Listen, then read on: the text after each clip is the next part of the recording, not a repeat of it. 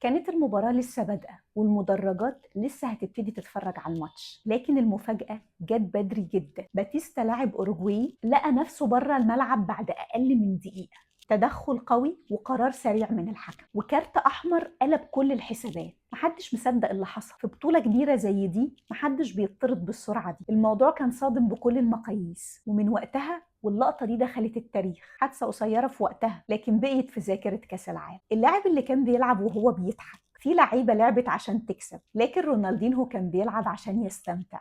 كل لمسة، كل مراوغة كانت كأنها استعراض فني. في كأس العالم 2002 سجل هدف أسطوري من ضربة حرة وقاد البرازيل لنص النهائي وبعدها التتويج باللقب. الغريب ان اكتر حاجة الناس فاكراها عنه مش الاهداف لكن الابتسامة. رونالدينهو خلى ملايين الناس تحب الكورة لانه اثبت ان المهارة مش مجرد فوز. المهارة ان انت تخلي العالم يستمتع وهو بيتفرج عليك. أشهر صورة في كأس العالم بعد مباراة الأرجنتين ونيجيريا في كأس العالم 1994 تم اختيار مارادونا لإجراء فحص منشطات، وبعد أيام جت الصدمة وانتهت آخر مشاركة لمارادونا في كأس العالم. لكن القصة ما وقفتش هنا. مارادونا رفض الاعتراف بأنه تعمد الغش وقال جملته الشهيرة لقد قطعوا ساقي، وكان مقتنع أنه تعرض لظلم ولمح لوجود مؤامرة لاستبعاده. لكن لحد النهاردة كلنا فاكرين الصورة اللي اتحولت لواحدة من أكتر الصور المحزنة واللي مثيرة للجدل في كأس العالم. النهائي اللي كان جنون.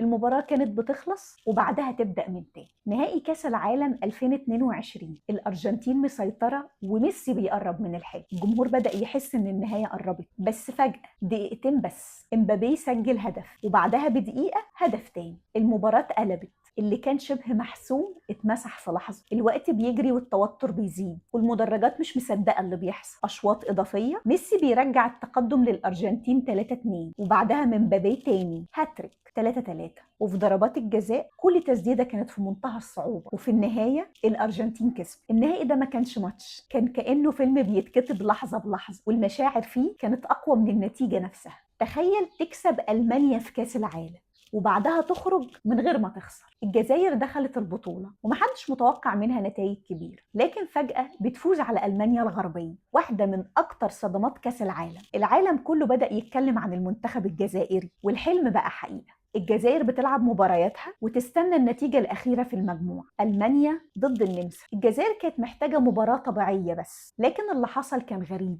ألمانيا بتسجل هدف، فجأة المباراة تهدى بشكل غير طبيعي. تمريرات بطيئة بدون هجوم وبدون مخاطرة، كأن الفريقين راضيين بالنتيجة. الجمهور في الملعب بدأ يصفر بغضب. المعلقين نفسهم كانوا مصدومين. الكل كان حاسس إن في حاجة غلط، لأن نتيجة 1-0 كانت تأهل ألمانيا والنمسا مع بعض. وفي النهاية الجزائر خرجت من كأس العالم، مش لأنها أضعف لكن عشان دفعت ثمن مباراة العالم كله كان حاسس إن هي مش عادلة. المشكلة كانت كبيرة لدرجة إن الفيفا بعد البطولة قررت آخر مباريات المجموعات تتلعب في نفس التوقيت، لأن اللي حصل للجزائر خلى العالم يفهم إن أحيانا أقسى ظلم في الكورة مش بيكون من الحكم، بيكون من اللعبة نفسها.